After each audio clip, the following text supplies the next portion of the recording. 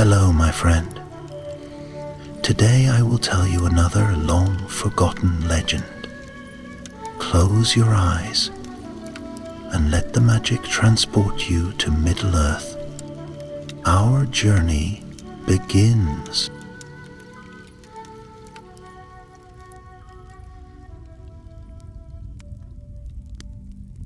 In a tucked-away glade on the western edge of Mirkwood, where the trees still whispered kindly and the moss lay like velvet underfoot, there lived a curious old wizard known as Radagast the Brown. His home was not a tower of stone or a hall of splendor, but a crooked little cottage half swallowed by vines and crowned with bird nests. The creatures of the forest knew him not as a lord or a master, but as a friend, a healer, a listener of windsong and wing whisper. Radagast wore robes of earthen hue, stained by bark and berry, and his beard was threaded with twigs. Birds perched upon his shoulders without fear, and hares nestled at his feet as he brewed teas of wild herbs. To many he might seem a hermit or a fool, but Radagast was one of the Istari. Wizards sent long ago from far lands beyond mortal reach to guide the peoples of Middle-earth. Unlike the others of his kind, Radagast cared little for councils or kingdoms. His heart beat for the wild things, for the feathered, the furred, and the many-legged. He walked with badgers, talked with owls, and wept when the trees groaned with pain. Through his gift he could hear the beasts speak in voices no other mortal could understand. It was not speech of tongues, but of heart and spirit, a language deeper than words. It was on a night of strange stillness that the trouble began. The moon did not rise. The stars, usually glittering like spilled gems above the trees, were hidden behind heavy veils of cloud.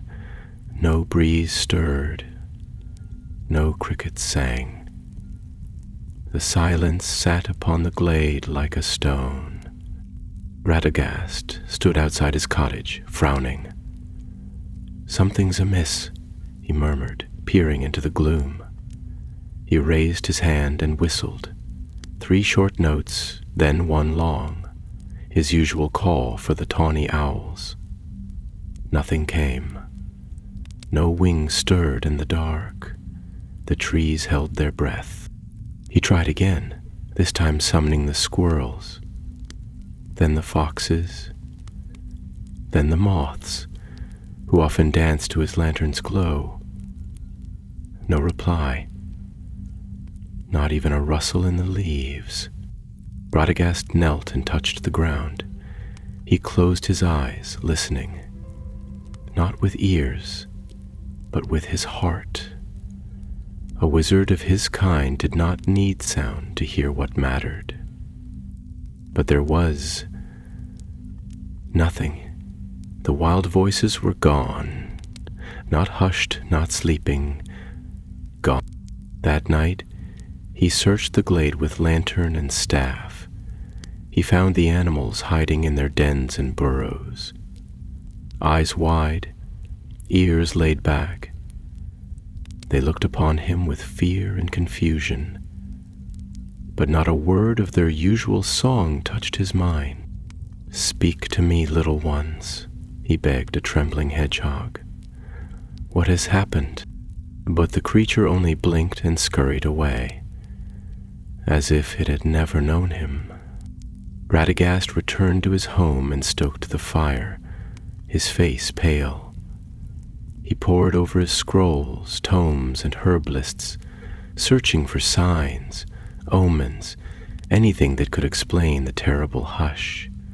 Dawn broke, but it brought no birdsong. By the 3rd day, Radagast knew this was no natural silence. A sickness had crept into the woods, not of body, but of spirit. The bond between beast and land, and himself, had been broken. He could feel it in the roots of the trees, the stillness of the water. A dark stillness was spreading, devouring the old wild magic. At twilight on the fourth day, a raven came. It landed heavily on Radagast's window ledge, wings ragged, eyes wild. It did not speak, but clutched in its talon was a piece of bark, burned and blackened, marked with a rune Radagast had not seen in many long years, the rune of silencing, an ancient mark used in the deepest wars of the elder days. It should not exist. Radagast's hand trembled as he took it. His eyes darkened with memory. He wrapped himself in his cloak, took up his staff, and whispered to the raven, "Lead me." The raven croaked once, raw and broken, and took to the air, and Radagast followed into the gloom. He walked south, toward the deeper woods, where the sun never quite reached the forest floor, and shadows clung to the trees like old cobwebs. The land was changing. Once chattering brooks now ran silent. Beasts stared from behind brambles, lips moving in soundless plea. Radagast tried again and again to speak to them. Nothing. Not even the tiniest chirp or growl. "This is foul sorcery," he muttered. "Old, cruel, not the work of chance." On the seventh day, beneath a tree shaped like a reaching claw, he found the tracks of goblins. Dozens of them.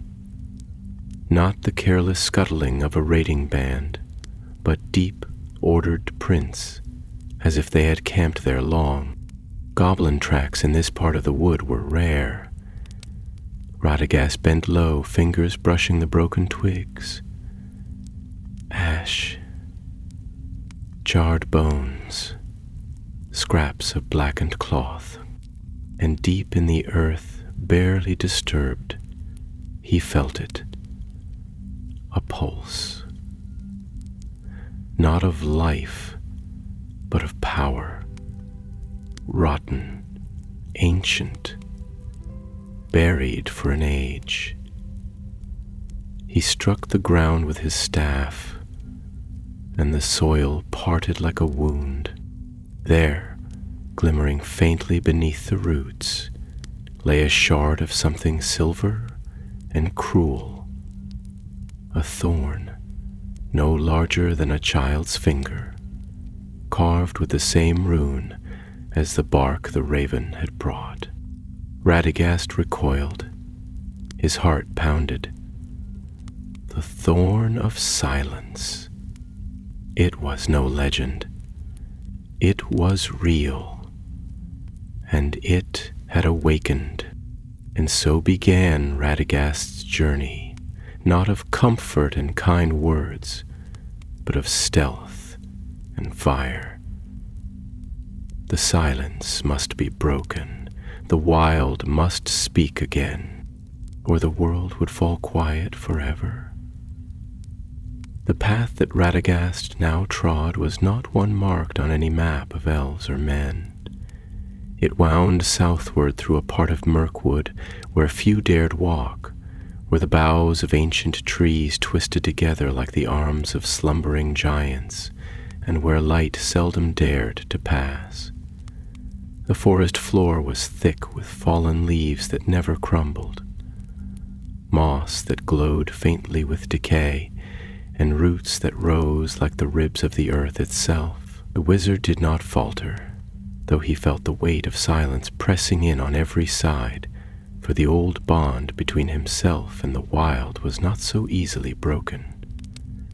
Even voiceless, he could sense the unease that had taken root in the land, like a sickness that festered beneath the bark and bone of the world. The raven flew ahead, circling now and again as if to ensure he followed. It did not caw nor call, and Radagast wondered what pain it had endured to carry that cursed fragment to him. There was no joy in its wings, no mischief in its eyes, and he grieved quietly, for he had known that raven in brighter days, when the birds would nest in his beard and warble riddles in return for crumbs of seed cake.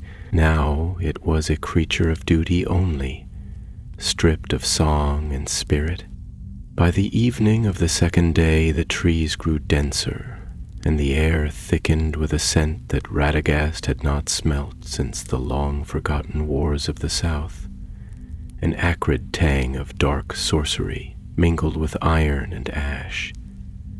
It clung to the branches, to the very wind, and made the hairs upon his arms rise.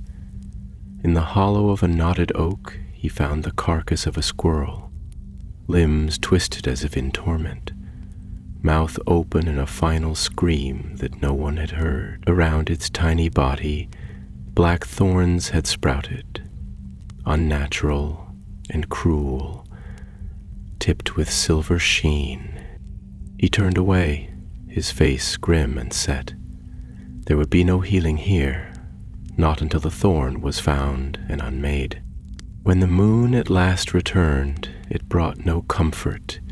It hung above the trees like a pale coin, distant and watchful, and under its gaze Radagast pressed on, deeper and deeper, until the trees gave way to a stony gorge, where water once flowed, but now only a trickle murmured, faint and lifeless. There, in the hollow, he found the signs he sought: campfires, lone gold, bones cracked and scattered, goblin markings gouged into stone, and upon the far wall, daubed in pitch, the same rune he had seen thrice now, the curling hooked symbol of the thorn. He crouched low, pressing a hand to the stone, and felt the faint thrum of power humming beneath it, not loud, not vibrant, but steady and cruel, as though something buried were stirring, dreaming of silence. Suddenly the raven shrieked. No sound left its beak, but its wings flared, and it wheeled wildly in the air before vanishing into the shadows of the gorge. Radagast sprang to his feet, clutching his staff, his eyes scanning the darkness, though his ears gave him no warning, no whisper of footsteps, no breath of approach. They came from the rocks and crevices, small twisted figures with arms too long and eyes that glinted faintly red. Goblins, but changed. Not the usual filth-ridden scuttlers of the mountains, but something stranger, leaner and colder. Their mouths did not open. Their feet made no sound. Their blades gleamed, sharp and silent. Radagast raised his staff, and with a cry like the rush of wind through pine, he cast a pulse of light into their midst. It burst against them, but the goblins did not cry out. They did not retreat. They moved as one, slinking forward like wolves in a hunting ring. The wizard backed against the stone, his heart pounding. No song, no beast call, no wild cry would aid him here, but he was not without his own craft. With a sharp word in the tongue of the Maya, he struck the ground, and from it sprang a great root, twisting upward like a serpent.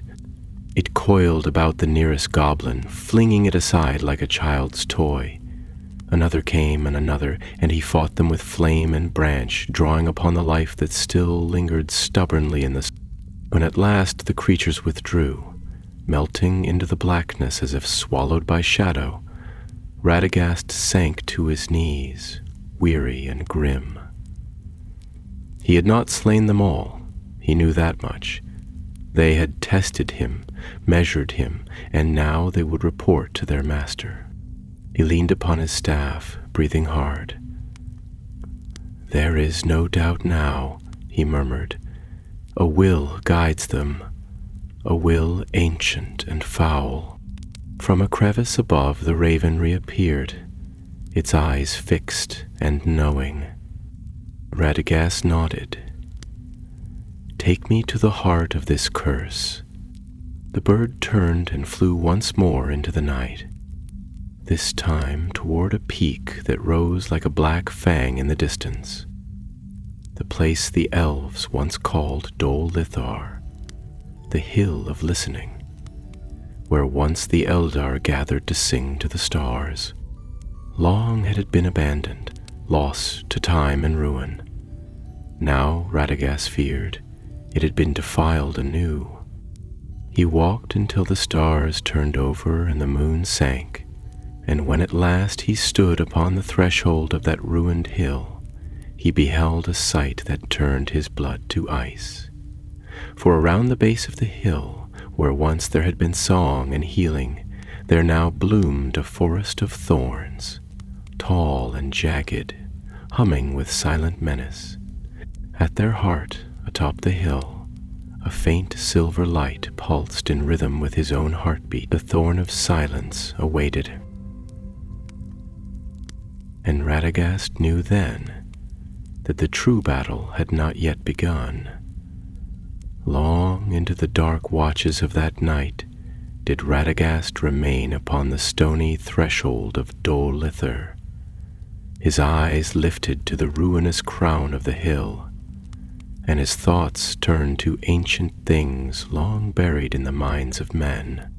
For once, long ago, before the shadow had fallen across Greenwood the Great, before even the halls of the woodland realm were carved into the roots of the forest, this place had been sacred. The elves of the elder days had come here in silence, not born of fear, but of reverence, to lift up their voices to the stars, that the harmony of their songs might carry beyond the circles of the world and stir the memory of the West.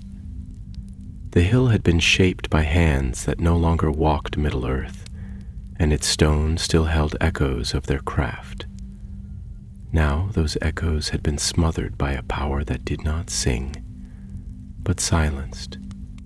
Radagast, who had no love for the works of power nor pride, stood still as the dawn approached, his staff rooted in the earth, and listened. Yet no bird heralded the coming light.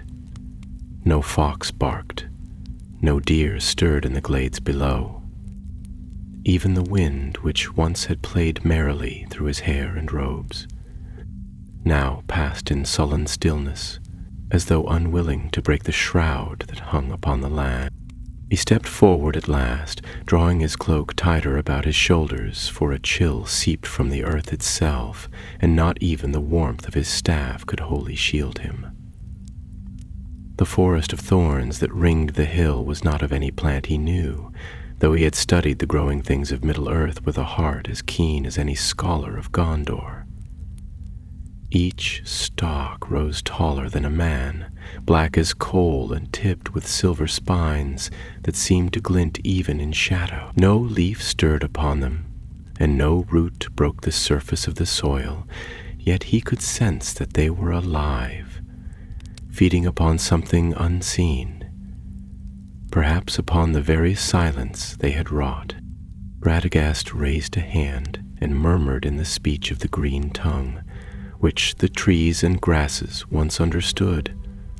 The thorns did not answer. He tried the old speech of the Ents, slow and sonorous. Still nothing. It was as though the land itself had forgotten how to speak. He did not dare burn his way through. Fire was a tool, and like all tools, it could turn on its wielder. The thorns might respond to flame with fury, and he did not wish to awaken whatever lay sleeping at their heart before he understood its nature. Instead, he reached into his pouch and drew forth a small stone, smooth and green, marked with the sign of Yavanna. He whispered to it, and the stone grew warm in his hand. He He placed it gently upon the ground, and a faint light shone outward in a soft circle about his feet. The thorns shivered, and a narrow path opened before him, just wide enough for a man to walk. Thus did Radagast pass through the hedge of the cursed grove, each step watched by unseen eyes, and each breath taken with care, for the power that had taken root here was cunning, and it would not yield its secrets lightly.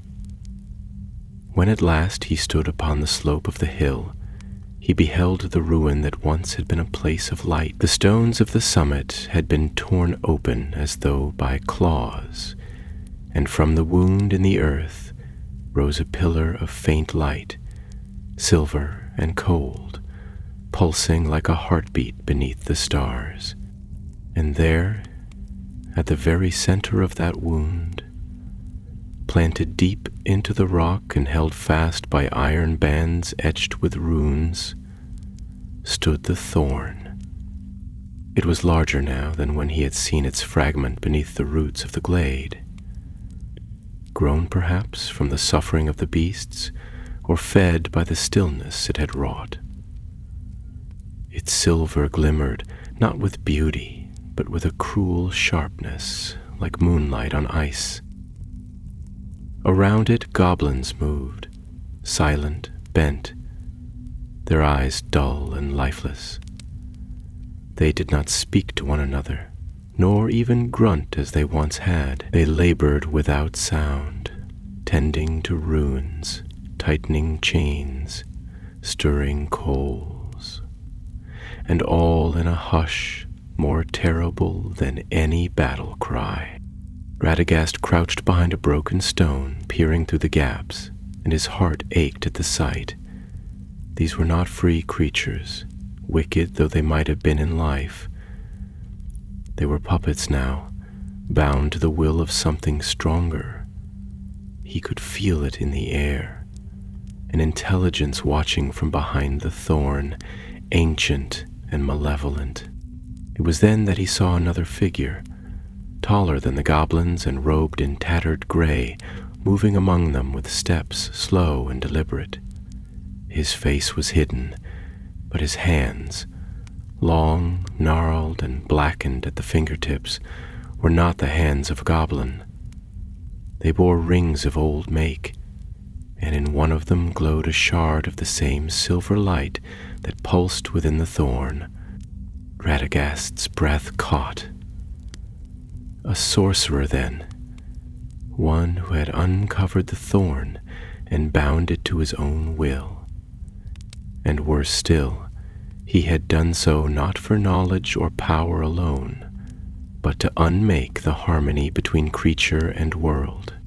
The wizard's eyes narrowed, and he whispered, "Who are you, that you would take the voices of the voiceless?" The answer came, not in sound, but in his mind, a whisper like dry leaves blowing across stone. "I am what remains." Without blinking, Radagast staggered backward, for the voice, though without breath or tone, carried with it the weight of ages. This was no mere sorcerer. This was one who had tasted the power of the First Age, or perhaps had served beneath a darker banner in those days when the world was young, and the stars newborn. He could not face such power openly, not yet. Drawing back into the shadows, Radagast turned away from the summit, heart pounding. He must find a way to reach the thorn, to strike at its root and shatter the spell that cloaked the land. But he would need allies, even in silence. There were still beasts in the forest who remembered him. If he could but awaken them, stir some spark of old memory or loyalty, then perhaps the silence could be broken long enough to act. And so he slipped away from the hill beneath the sleeping stars, a single figure cloaked in brown and burdened by sorrow, but not without hope. For though the night was long, the dawn had not yet forsaken Middle-earth. Southward again he went, though the stars wheeled above and the moon drifted through her courses, for Radagast could not rest while the wild remained voiceless and bound. His thoughts as he walked beneath the gnarled boughs and through the deep-shadowed hollows of the wood turned ever upon the face of that gray-robed figure upon the hill, and the whisper he had heard in his mind, that terrible, withering voice that spoke not in sound but in silence, and called itself what remains. Many were the things that had passed out of reckoning in the elder days, things that had crept into forgotten corners of the world and brooded in shadow, waiting for the turning of the tide. What power now stirred in Dol Ithar he did not yet know, but it was cunning and cruel, and the thorn had become its instrument. He came at last to the borders of a glade known to few save the oldest of birds and the most secretive of hares, a hidden dell where the earth was soft and warm, and the waters of a small spring ran clear, even in winter. Here Radagast had once nursed a wounded lynx, taught a raven to mimic the sounds of waterfalls, and coaxed a flowering tree to blossom out of season. If any place in the southern reaches of Mirkwood still held the memory of what had been, it would be here. The glade, though, was changed. The trees no longer reached joyfully toward the light, but drooped as though mourning. The air held the scent of old stone, the same scent he had followed from the goblin camp to the foot of Dol Ithar. Even the spring ran slow and shallow, its music stilled. Radagast knelt by the water and placed his hands upon the ground, his fingers splayed wide. He closed his eyes and listened, not with ears, but with the deep hearing of his order, the kind that reached beyond the flesh. Long he remained thus, unmoving, while the forest watched and the stars passed overhead. Then, with a voice low and steady, he began to speak, not in the tongue of elves or men, but in the ancient cadence of Yavanna, the giver of fruits, whose memory still lingered in root and stone, even in the fading days of the world. He spoke of sunlight through leaves, of the warmth of nests and the song of brooks. He spoke of flight and fur, of earth that yields and seeds that sleep. And he spoke, too, of sorrow, the sorrow of stillness, of silence, of the bond now broken between the creatures and their guardian. There was no answer at first, only the sigh of branches above him. Then, faintly, a rustle, not of wind, but of movement. A pair of eyes gleamed from the underbrush, then another and another. From the shadows came the beasts. First, a doe, thin and wary, her steps uncertain. Then a family of badgers, their black and white faces lowered in caution. A fox, its russet coat dulled by dust. Birds perched on the limbs above, not in song but in stillness, their eyes fixed upon the brown-cloaked figure who had once been their friend. Radagast looked upon them with grief and love mingled, and he rose slowly to his feet. "I know not if you remember me," he said, "or if the spell has robbed you even of memory, but I have not forgotten you. I come now not as master nor as wizard, but as one who has shared your paths, your burrows, your skies." The creatures watched. None fled, though none approached. "The silence that binds you is not of your making, and it is not of the world's true song. It is a cage wrought by shadow, and I seek to break it. He reached into the folds of his robe and drew forth a small pouch, tied with ivy string. From it he poured a fine dust, glimmering faintly green, into the palm of his hand. It was pollen from the tree of Lorien, gifted to him long ago by Galadriel herself, when the world was brighter and the stars seemed nearer. He cast it into the air, and it drifted upon the glade like a breath of spring, settling upon fur and feather, upon leaf and stone. A moment passed, then another, and then the fox stirred. Its nose twitched, and it stepped forward cautiously until it stood before Radagast.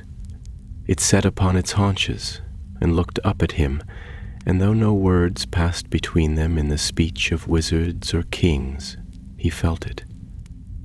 A flicker, a spark, a question, a name. He smiled. Yes, it is I. More came now. The doe drew near. The birds descended, wings outstretched. The badgers gathered round his feet, and slowly, uncertainly, a voice rose, not in sound, but in that older communion of understanding, of shared memory and intent. The beasts remembered him. The spell was not yet broken, but a crack had formed. Radagast knelt and placed his hands upon the earth once more. If you can hear me, even dimly, then you can help. There is a power upon the hill, cruel and old. I cannot face it alone. I need your strength, your cunning, your speed, your silence. Not to fight, for that is not your way, but to guide me, to bring me unseen through paths no man could tread, to the place where the thorn draws its strength. The fox barked, a dry, voiceless yelp, but clear in its meaning. It would lead. Others followed. The birds lifted into the air, circling above. The badgers loped off into the brush, vanishing down hidden trails. The glade stirred, as if wakening from a long sleep. Radagast rose, heart kindled anew. There was still hope. The thorn's reach was long, but not yet absolute. The wild had not yielded completely. So long as one beast remembered his voice, the silence could be broken. As the first light of dawn touched the treetops, faint and gold like a forgotten melody, Radagast turned once more toward the north, his staff in hand, and the beasts of the wood at his side. The battle for the voices of the wild had begun. It was the third day since Radagast had stood upon the summit of Dol Lithar and looked upon the cursed thorn and the silent thralls who served it. And now, with the beasts of the forest stirring once more to the memory of him, he moved with greater purpose beneath the eaves of Mirkwood's southern reaches. His steps were swift yet careful, and never did he stray from the narrow paths that the foxes wove before him through fern and thorn. The birds flew above as silent watchers, their keen eyes ever turned toward the shadows, and the badgers and hares scouted the hollows and hidden burrows where the goblins might lurk. Though no speech yet passed between them in the old manner, there was understanding enough. The wild had not abandoned him, and he would not abandon it. The silence, though, remained a presence in itself. It was no longer the quiet of nightfall or the hush of snowfall upon boughs, but a deadness in the world that resisted even the tread of thought. The closer he came to the hill, the thicker it pressed about him, dulling the air, choking the wind, stifling the sounds of life. It grew not from the absence of sound, but from a will that smothered all beneath it, a will that yearned for the end of voices and the rule of unbroken stillness. And yet, in that dreadful quiet, Radagast's heart beat steady, guided by a flame that would not be quenched. As the sun fell behind the western trees and the long shadows of dusk crept through the forest, the fox that led him, scarred about the ear and marked by age, halted at the edge of a ravine. The path they had taken was narrow and forgotten, lined with brambles and watched by trees whose roots grasped the earth like fingers clinging to memory. Across the ravine, a broken stair climbed the flank of Dol Lithor, half swallowed by ivy and stone, leading to a crevice once known to the elves as Elenreth, the star window through which they had once sung to the Valar beneath the heavens. The fox turned to him, ears low, and Radagast nodded in silent thanks. He knelt, placed a hand upon the fox's brow, and spoke softly.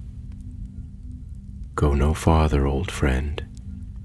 This path is mine to walk now." The fox hesitated, then turned and slipped into the trees, and Radagast, drawing his cloak about him, stepped forward to the edge of the ravine. The descent was steep and treacherous, but he did not falter. His staff, carved long ago from a living branch gifted by an Ent in the time before the shadow fell, guided his steps, glowing faintly where its tip touched the stones. He crossed the shallow stream that still murmured at the bottom, the last sound in that place, and began the climb. Night deepened as he ascended.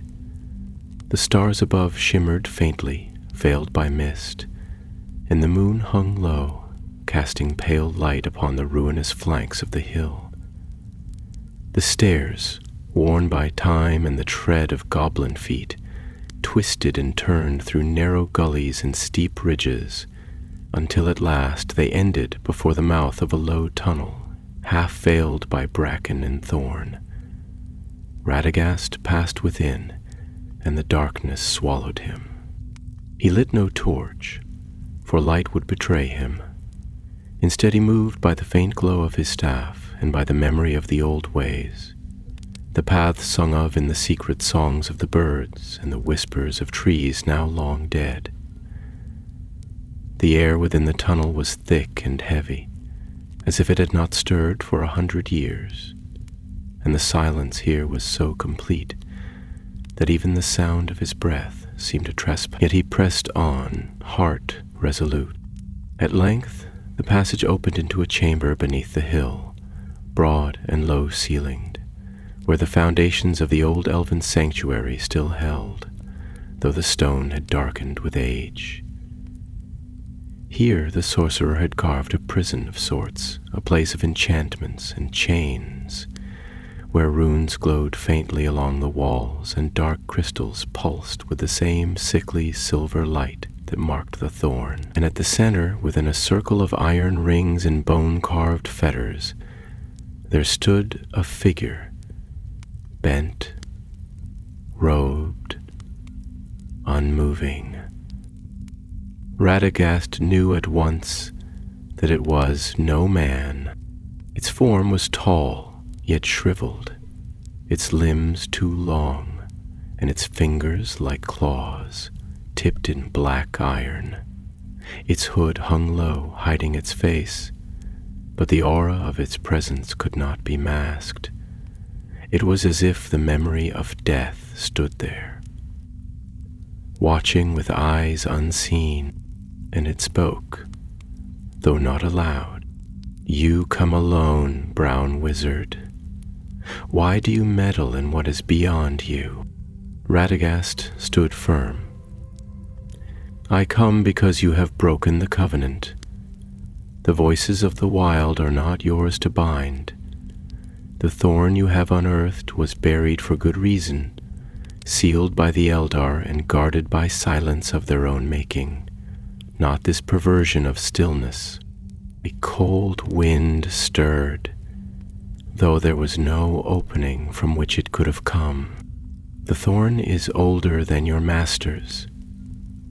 It is not a weapon. It is the return of order.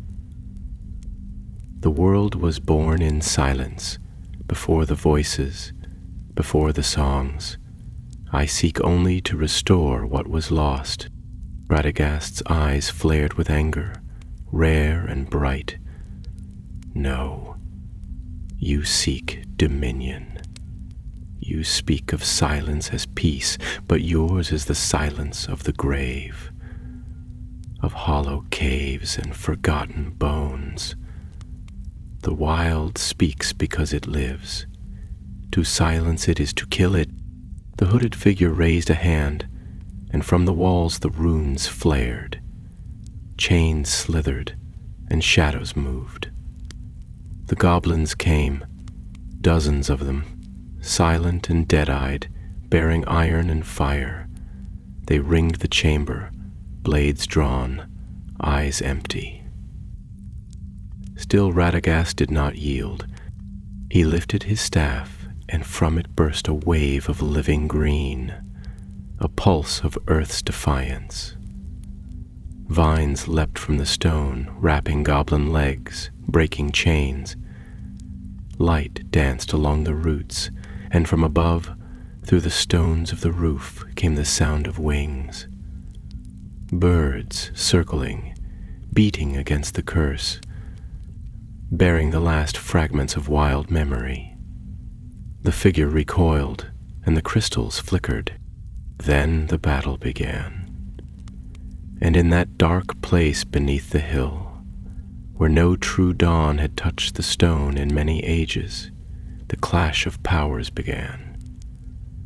Not in the ringing of steel upon steel, nor in the shouts of warring hosts, but in the silent struggle of will against will, of life against the stillness of unbeing. Radagast, staff in hand and heart alight, with the fierce resolve of one who defends not pride nor kingdom, but the voiceless and the unseen, stood alone before the encircling ring of the thralls, and though their blades gleamed with malice, he did not retreat. The first of the goblins lunged forward, its movements swift but jerking, as if it moved not of its own accord, but by the string of a darker puppeteer. Radagast struck the ground with his staff, and from the stone sprang tendrils of ivy thick and coiling, wrapped with golden thorns not of this age, but of an older power, born in the gardens of Yavanna herself. The goblin was seized mid-stride and flung backward, its weapon clattering to the floor in mute protest. Others came behind, but the roots thickened and rose like serpents of the deep earth, binding wrists, choking blades, tripping feet. The sorcerer, that cloaked and withered figure at the chamber's heart, raised his arms then, and from the iron rings that bound the thorn a light surged outward, cold and silver, terrible to behold. The vines recoiled. The goblin stood still once more. The very air trembled, not with sound but with the shudder of things unseen, as if the walls themselves gasped inwards. Radagast faltered for a moment, his vision blurred by the light. It was no fire, no flame, but a glimmer like starlight twisted by grief, an echo of the kindled brilliance that once lit the Silmarils, but now marred and turned to ruinous purpose. He staggered back, and the sorcerer stepped forward, his voice once more within the wizard's mind, cold and weightless. Do you not see, Radagast? The world was not made for endless noise, for cries and caws and meaningless murmur. In silence there is truth. In silence, order. You speak of life, but life is loud and fleeting. I offer peace, everlasting. Radagast gripped his staff tighter and forced his gaze upward. The crystals that hung upon the arches of the chamber pulsed with the thorn's light, feeding the enchantment.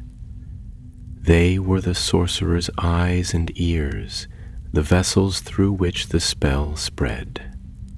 If they could be shattered, the spell might weaken, and the grip upon the beasts might be loosened. He whispered a word then, old and full of memory, and cast it forth. The birds above, drawn by his call, wheeled downward through cracks in the stone, their wings silent, but their purpose clear. Owls, falcons, thrushes, and doves, all who had once known him in brighter seasons, descended as one, and with their talons they struck the hanging crystals. One by one the shards burst into fragments, and with each that fell, the silence grew thinner, as if the darkness that cloaked the chamber had begun to fray. The goblins faltered.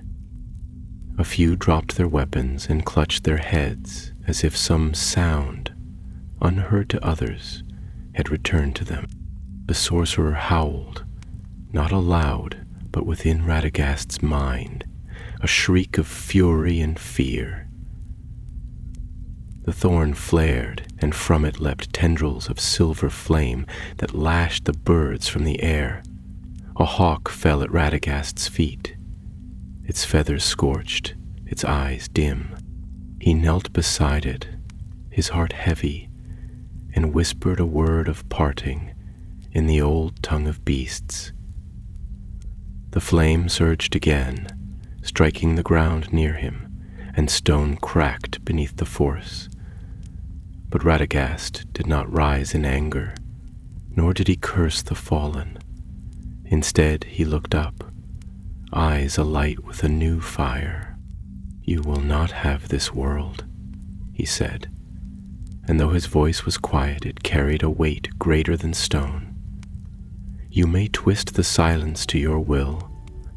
You may chain the wild, but you cannot unmake the song. It is older than you, older than the thorn." Then, lifting his staff high, he drew from within his robes the last gift he had been given by the Lady of Lothlorien. A seed, no larger than a pebble, wrapped in golden leaf.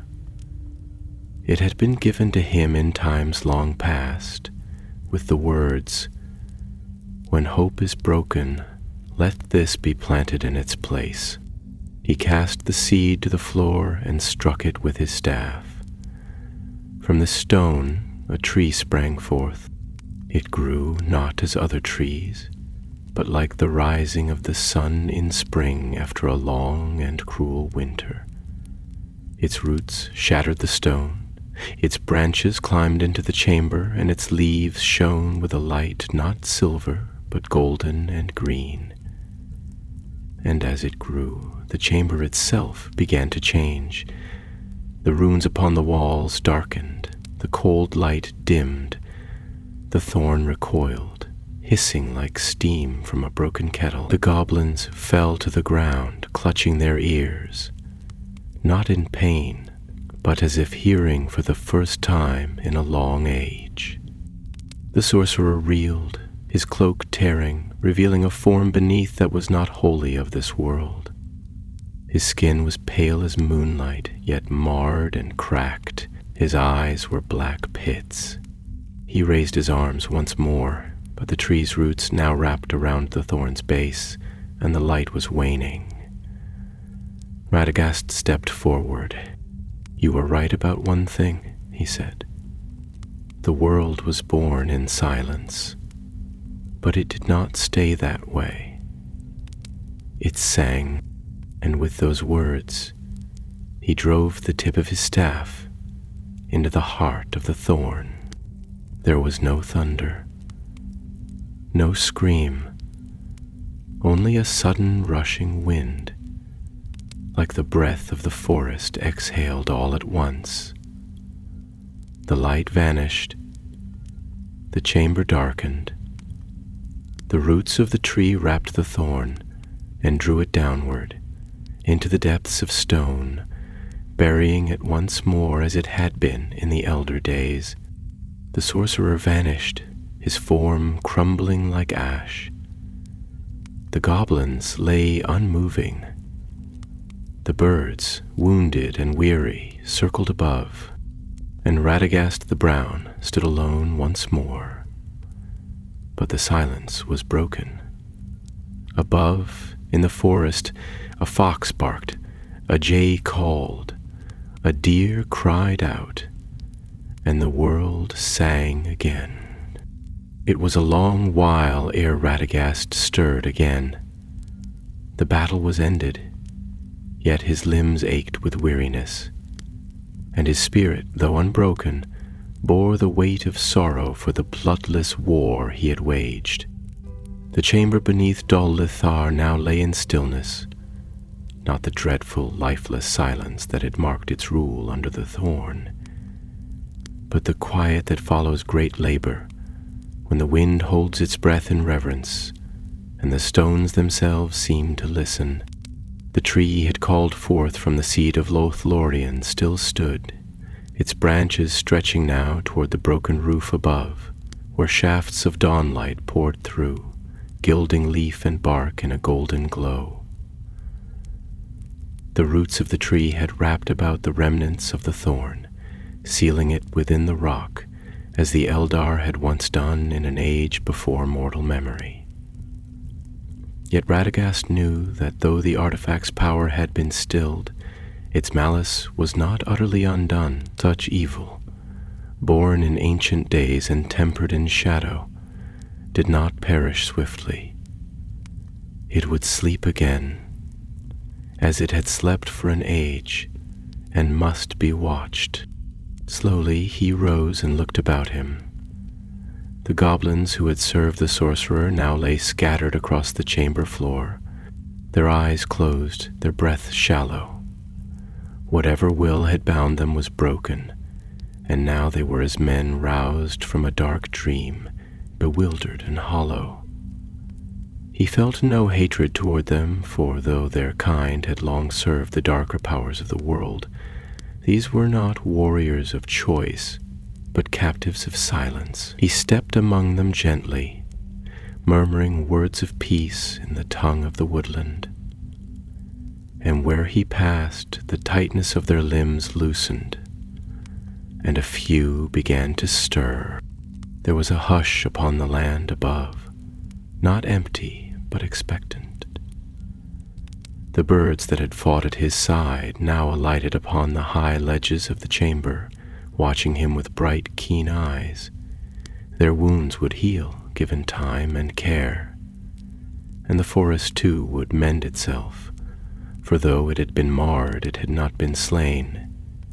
The creatures of the earth are not easily broken when their roots run deep, and Mirkwood, for all its sorrows, held many secrets of strength. Radagast turned and began the slow climb from the depths, the path behind him crumbling as he passed. The chamber would seal itself in time, hidden by root and vine, and the thorn would lie beneath the guardianship of the living tree he had planted, its branches a ward, its song a warning.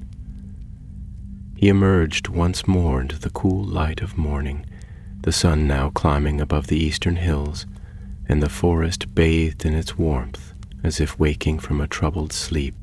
He paused, drawing his cloak about him, and let his senses stretch outward. A thrush sang upon a nearby branch. Tentatively at first, then with growing confidence, its song carrying through the trees like a banner raised. The squirrels rustled in the branches. A badger snorted from a burrow mouth and blinked into the sun. The fox, that old scarred sentinel, appeared once more at Radagast's side, its tail brushing the leaf-strewn earth. It looked up at him, and he at it, and between them passed a silence not of absence, but of shared. "It is done," Radagast said at last, though whether he spoke to the fox or to the wind he could not have said. Yet even as the birds took wing and the forest stirred to life once more, he felt the last threads of the great work tugging at his heart. The thorn had been buried anew, but the sorcerer, whatever that thing had truly been, had vanished, not destroyed, but dispersed. The presence that had whispered in his mind, that had claimed to be what remains, was not a creature of body alone, but of will. And will is not so easily slain. He would have to remain vigilant. And yet, for the first time in many days, hope kindled again in his breast. Radagast made his way down from the hill, not as a conqueror descending from the field, but as a shepherd returning to his flocks, watchful and burdened still, but no longer alone. For wherever he walked, the forest acknowledged him. The roots did not twist beneath his feet, but softened. The branches bowed. The beasts he passed no longer fled or stared in fearful silence, but moved with him, their eyes bright, their breath steady.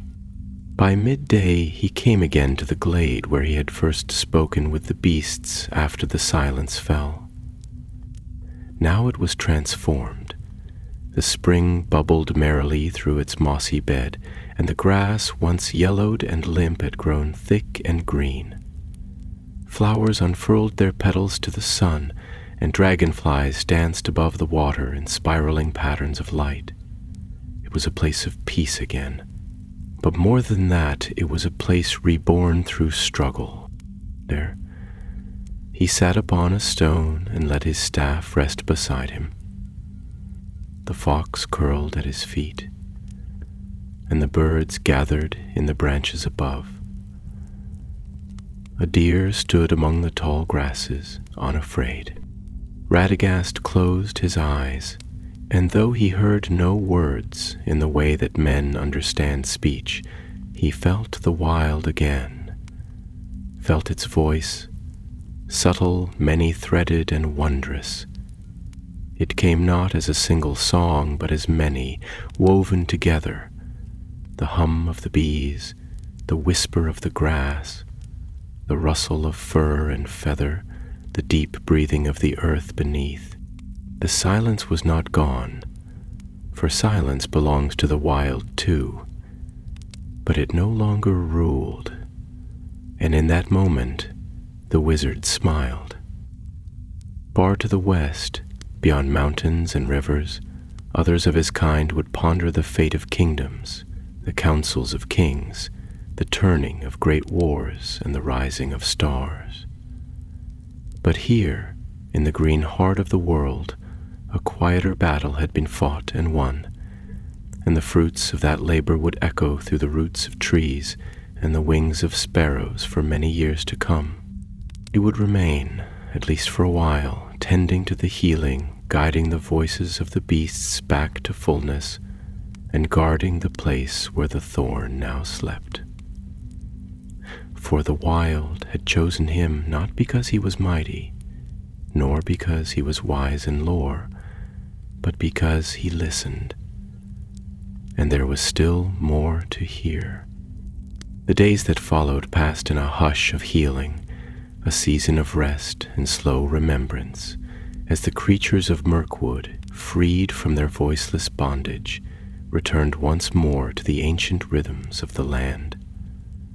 Radagast, dwelling in the glade that had become the heart of the restored wild, moved among them not as a master but as a servant, tending wounds, kindling small hopes, and renewing the covenant of trust that had once bound him to every feathered wing and paw-marked trail. And though the world beyond the forest turned with the great affairs of elves and men, of kingdoms in peril and dark powers mustering in the east, none of those lofty matters weighed upon him, for his purpose was here, in the humble and the hidden, where life whispered rather than roared.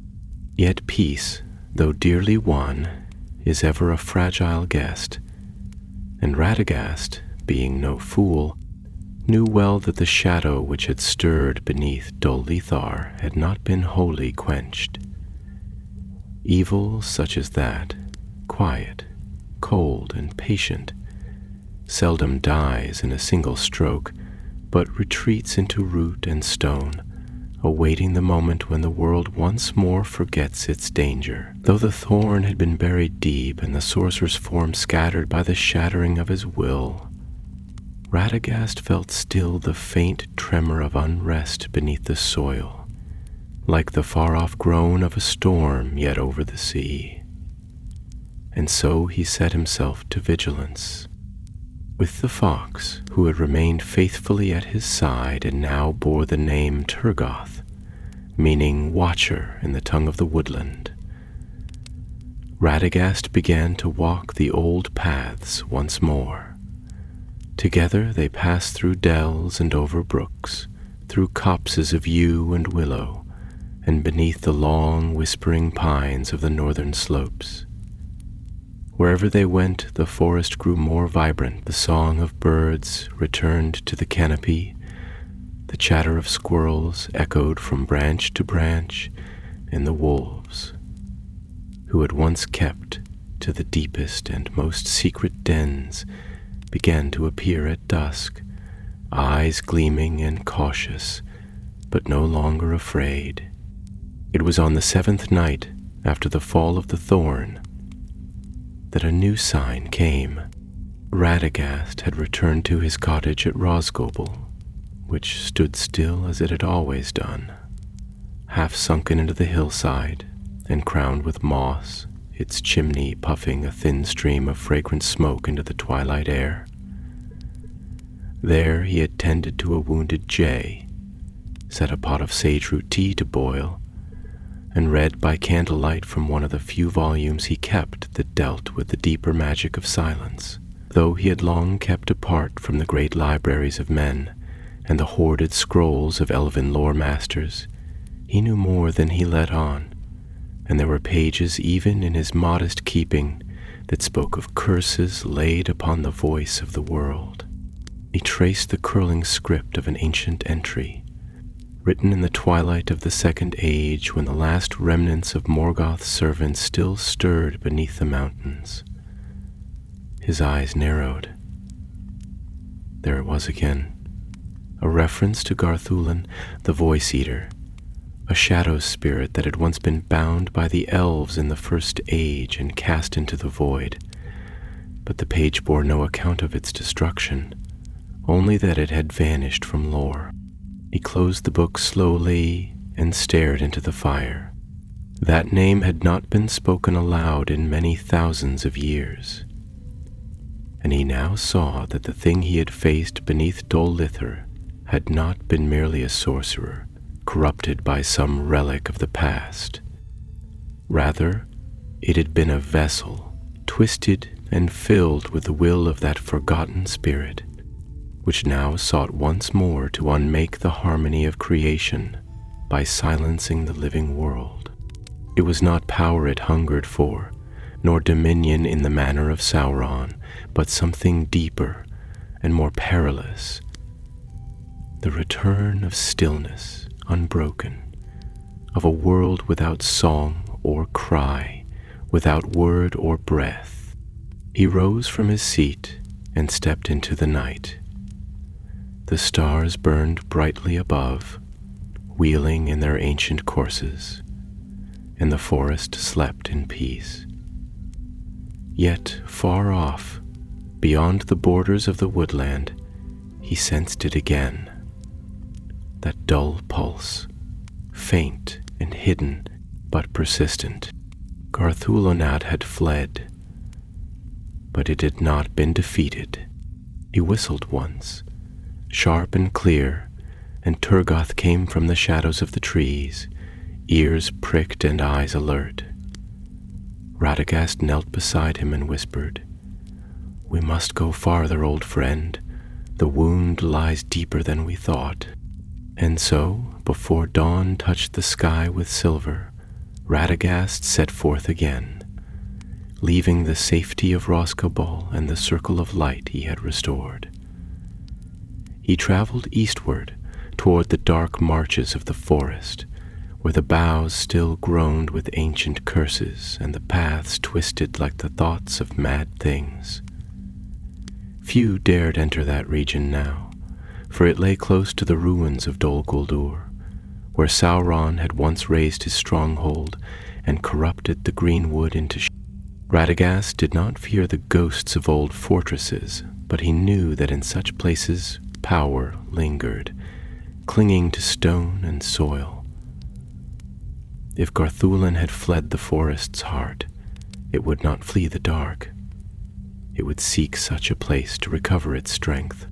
The way was perilous. The trees grew strange in that region, tall and gray, with bark like ash and leaves like blades. The air was foul with rot, and no bird flew there.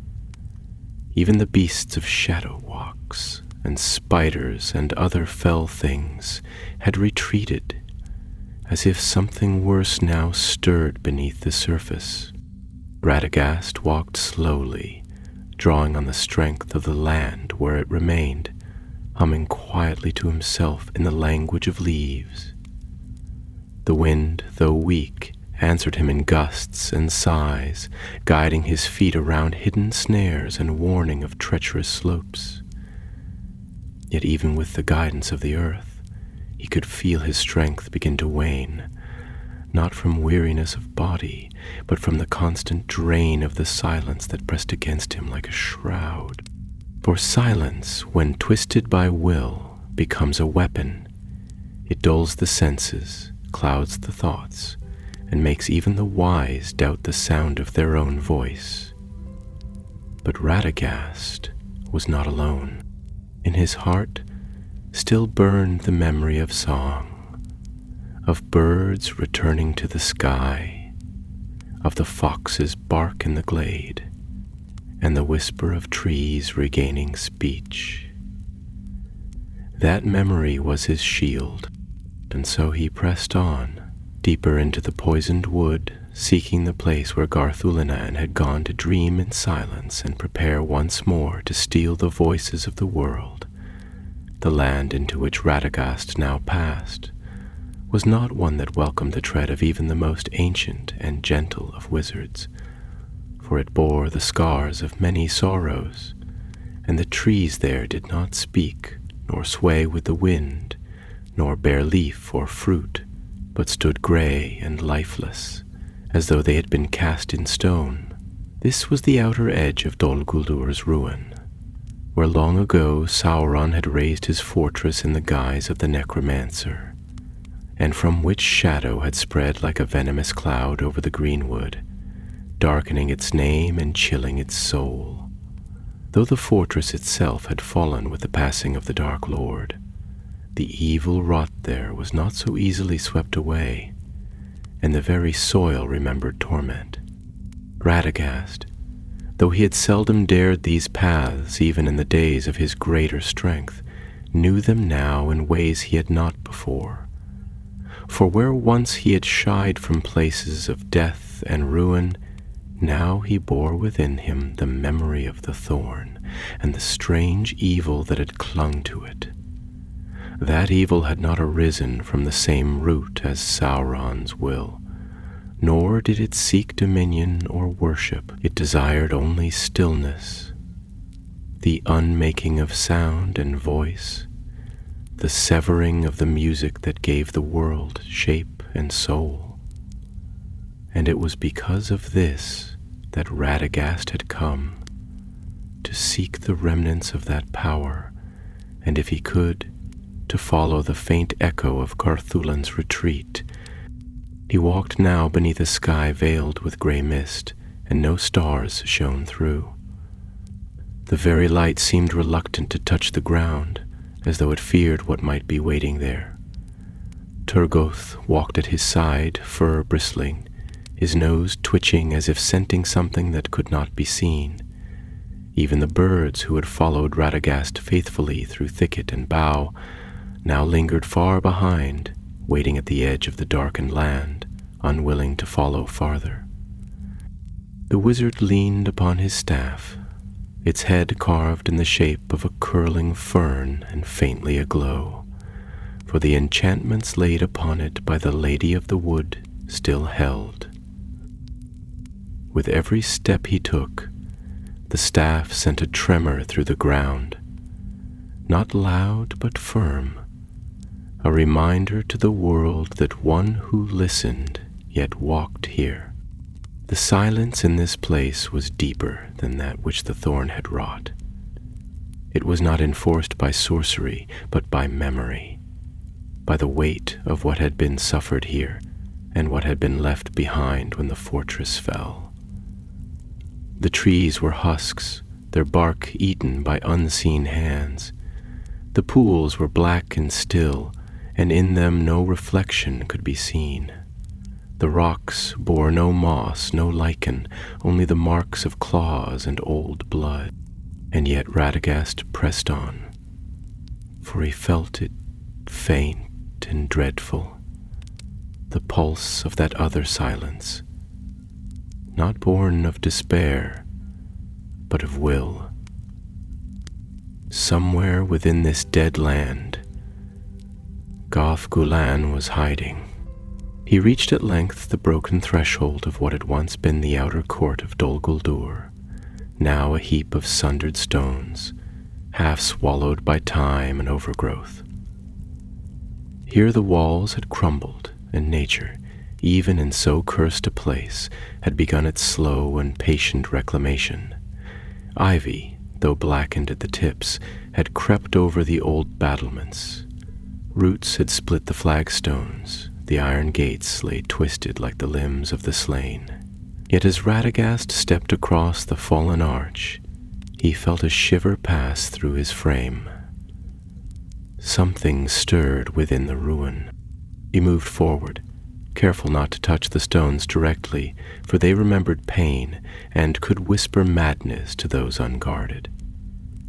His feet made no sound, though not for lack of care, but because the place drank all noise into itself. It was then that he heard, or rather felt, a faint vibration beneath his feet, like the hum of a voice buried too deep to rise. He knelt and placed his palm against the earth, and at once he was seized by a vision.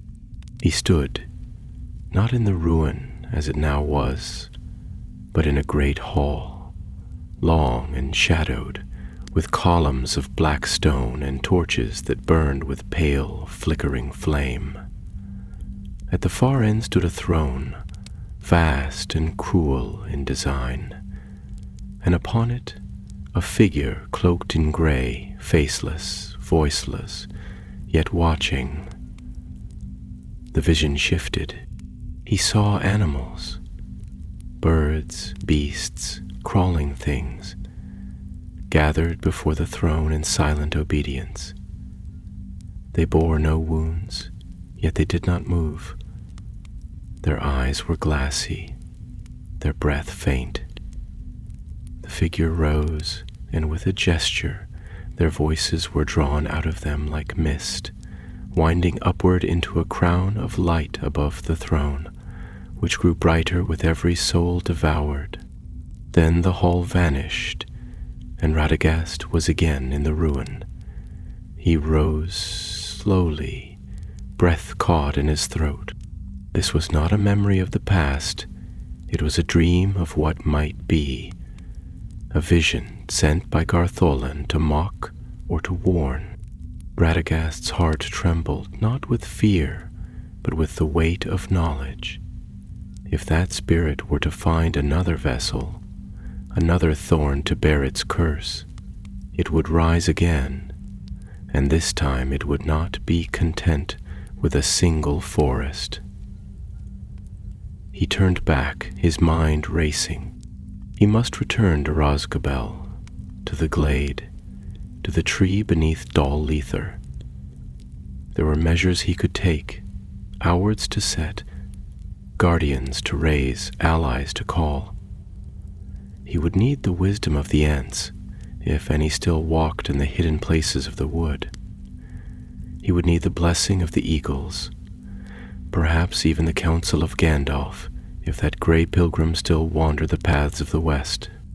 The silence had been broken, but its master was not yet vanquished. And Radagast, though weary, would not rest until it was. As Radagast turned from the shattered remnants of Dol Guldur, the weight of his task pressed heavy upon him, though he bore it without complaint, for such was ever his nature, to carry quietly the burdens others left behind.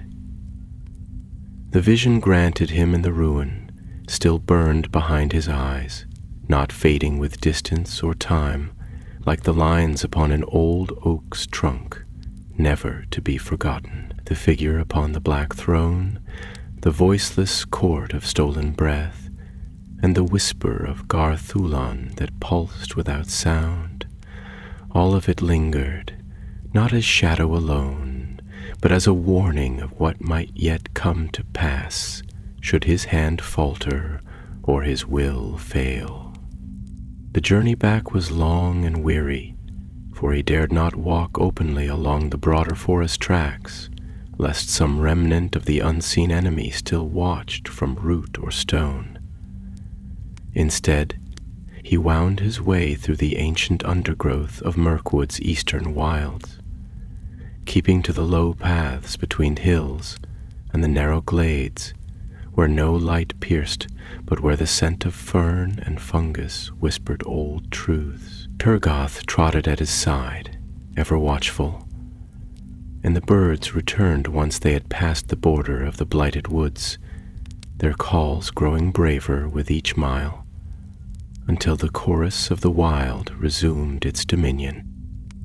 By the time they came once more to the edge of the glade near Rosgobel, the sun had risen 3 times, and the shadows cast by its rays now danced among the branches with joy renewed, for the forest was healing, and where once dread had hung like mist, now hope stirred in the very leaves. The creatures of the wood greeted him not with fear, but with curiosity, as if sensing in his step the urgency of his return. Radagast did not delay.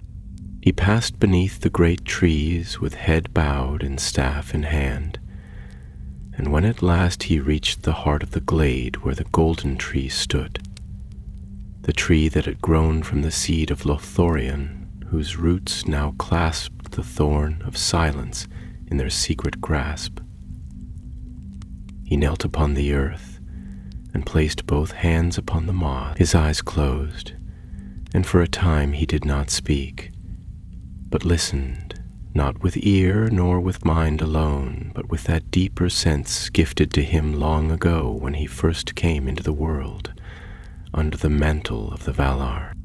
What he heard was faint, but not uncertain. The thorn remained sealed, the wards he had placed upon it both through root and rune, yet held firm. But even in that prison of green, the echo of its will had not vanished. It pulsed faintly, like the heartbeat of a sleeping beast, distant yet unceasing, and around it gathered threads of thought not its own, fragments of despair, memories of silence, and above all, a yearning for shape. Garthulonad had no body, no form with which to work its evil in the world, but it had not departed utterly. It searched now for a vessel, some spirit or creature it might bend to its purpose, and the forest, though strong, was vast. Radagast knew that he alone could not guard every stream and glade, nor listen to every cry for help. He would need allies. That night, beneath the stars, he lit no fire, for flame draws the gaze of things both fair and foul. Instead, he cast a circle of stone 7-fold, each marked with the signs of the free peoples, the runes of men, the leaves of the Eldar, the spiral of the dwarves, the river sign of the Ents, the crescent of the eagles, the mark of the brown order, and the ancient sun symbol of the north. Into this circle he whispered a call, not loud, not proud, but woven with meaning, a summons not to war, but to counsel. And one by one they answered. The first to come was an eagle, vast and silver-eyed, who descended from the heights of the misty mountains, his wings stirring the treetops. He landed upon the stones with grace, and when he spoke, his voice was like thunder heard through snow. Radagast the tender, friend of the wind and feather, what storm now stirs the air? The second was a stag, ancient and crowned with antlers that shimmered with dewlight, stepping from the northern forest in silence. Long have I walked these woods, he said in a voice like leaves turning, but the paths grow strange and the roots speak of hunger. What dream have you stirred, walker of the wild? Next came a raven, black as midnight and older than memory, who perched upon the circle's edge and fixed Radagast with one eye. The silence that once fed beneath the thorn seeks new meat, it croaked. What shall be done? Then from the shadows came a tall figure, robed in gray, staff in hand, with eyes that shone like morning starfire beneath a furrowed brow. Gandalf, called Mithrandir among the elves, had come, though Radagast had not named him aloud. You have summoned the wild, he said, but now you must summon the wise. Radagast rose to his feet, and though he was weary, there was strength in him still. The thorn has been buried, he said, but its spirit lingers. Garthul Ann, once bound by the Eldar and cast into forgetfulness, now stirs again. It seeks a vessel, a voice to wear like skin. The beasts have suffered once, I will not see them suffer again.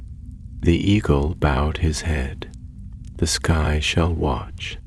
The stag pawed the ground, the forest shall listen. The raven lifted its wings. The forgotten will remember. Gandalf stepped forward and placed his hand upon Radagast's shoulder.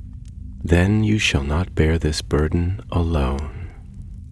And thus beneath the canopy of stars and among the trees of the waking wood, a fellowship was formed, not of swords and crowns, but of wings and wind, of fur and feather, of root and flame, and of two wizards whose paths had long been sundered by choice, now joined by necessity.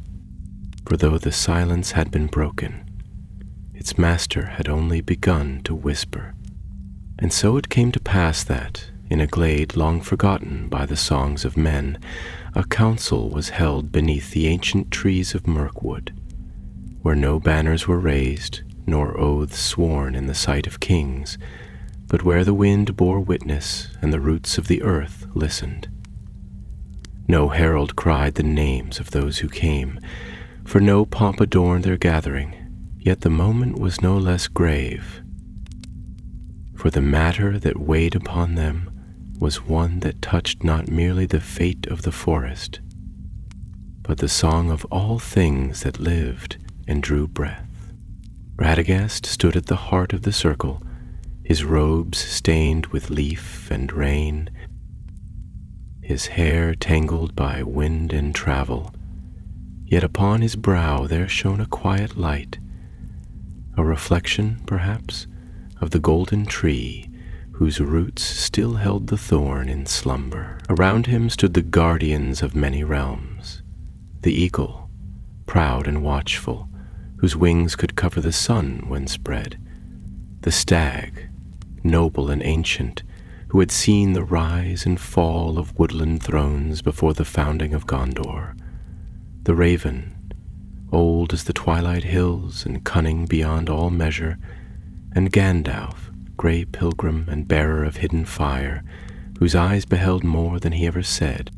To them Radagast spoke, not with rhetoric nor flourish, but with the plain and weighty speech of one who has walked in dark places and returned bearing truth. He told of the thorn, of the silence that had fallen like a net across the beasts, of the sorcerer that was not a man, and of the name he had heard whispered, Garthulanan, the voice-eater, who had once been cast out of the world by the will of the Valar, but who now had returned, bodiless, yet still filled with malice, and sought once more to sunder the voices of the free from the fabric of the world. Gandalf listened long, and when Radagast's telling was done, he stood with a face grave and still. "I have read the name Garthulain," he said at length, "but only in the most ancient of texts, among the lost fragments kept in the archives of the White Council. It was whispered among the elves of the First Age that in the time before the sun and moon rose, when only stars bore witness to the shaping of the world, there rose among the lesser spirits a being who coveted silence above all, not for peace, but for power. For while Morgoth sought to rule and Sauron to dominate, Garthulin desired unmaking, a return to the void where nothing stirred, and no voice cried out in defiance." The raven let out a long croak, its head cocked. "Such a thing cannot be slain. You cannot kill that which has no flesh."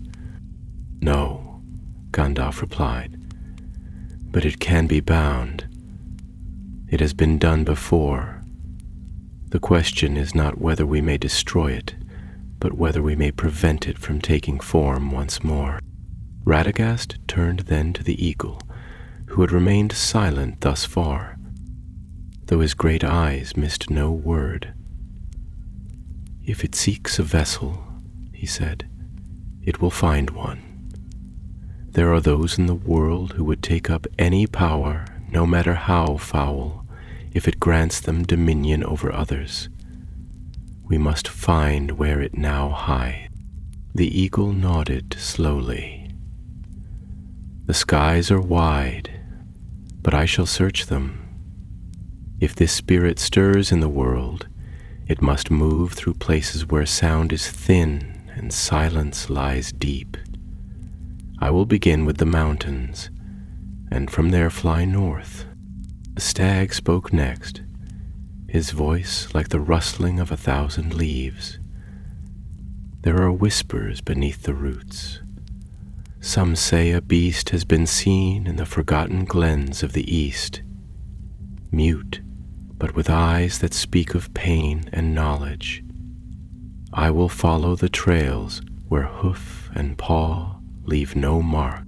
The raven lifted its wings. "I go to the south. Among men there are ruins where no bird sings and no bell is heard. There I will listen for the silence that breathes." And Gandalf looked upon Radagast with eyes both sorrowful and kind. "You must remain near the thorn. If Garthulan seeks to reclaim its former vassal, it may strike at the seal you have wrought. Only your hand may hold it fast, for it was your voice that banished it." Radagast inclined his head. "Then I shall keep watch, though my strength is not as it was." "But your heart is true," said Gandalf, "and that is greater than strength." Thus the council broke, each taking their path, not with the thunder of armies, but with the quiet resolve of those who guard the world in shadow. No record would be kept of their pact, and no tale sung in the great halls of men. But their work would shape the fate of many lives. Radagast returned once more to the glade, and the golden tree greeted him with a rustle of its leaves, like a harp touched by unseen hands. He walked among the roots and renewed the runes of binding, carving them not with blade but with whispered song, etched into bark and stone alike with the cadence of the wild. Beneath his fingers the air hummed, and the wards flared briefly with green light before fading into stillness.